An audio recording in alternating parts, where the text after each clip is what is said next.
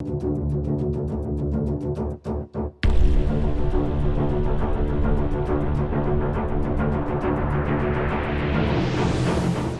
کے army chief field marshal Syed Asim Munir کے دور میں فوج کے اندر نظم و ضبط کو انتہائی سطح پر فروغ کیا جانا ان کی قیادت کا نمایاں اور قابل ذکر پہلو ہے۔ انہوں نے آغاز ہی سے واضح کر دیا تھا کہ پاکستان کی افواج کی اصل طاقت ان کے نظم و ضبط، اتحاد اور پیشہ ورانہ معیار میں مظہر ہے۔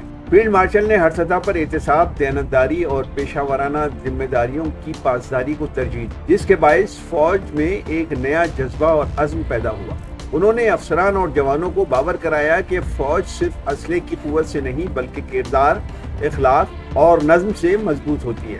فیلڈ مارشل کی قیادت میں ادارے کے اندر انضباطی کارروائیوں کو بھی سخت اور شفاف بنایا گیا۔ کسی بھی سطح پر کوتاہی، بدعنوانی یا غیر ذمہ داری برداشت نہیں کی گئی۔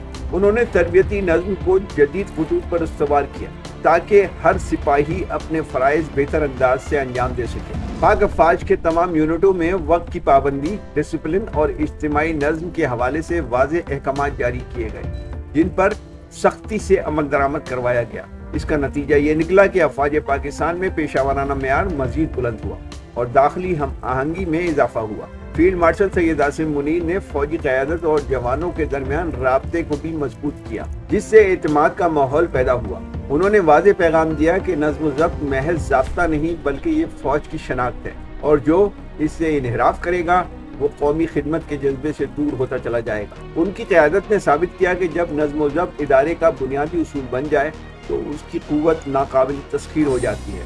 ان حقائق کے پیش نظر فیلڈ مارشل سید عاصم منیر کے دور کو پاکستانی فوج میں نظم و ضبط، شفافیت اور پیشہ ورانہ ذمہ داریوں کے حوالے سے ایک انقلابی دور کہا جا سکتا ہے، جس نے نہ صرف افواج کو مضبوط کیا بلکہ قوم کے دلوں میں بھی ان کی قیادت پر اعتماد کو مزید گہرا کر دیا۔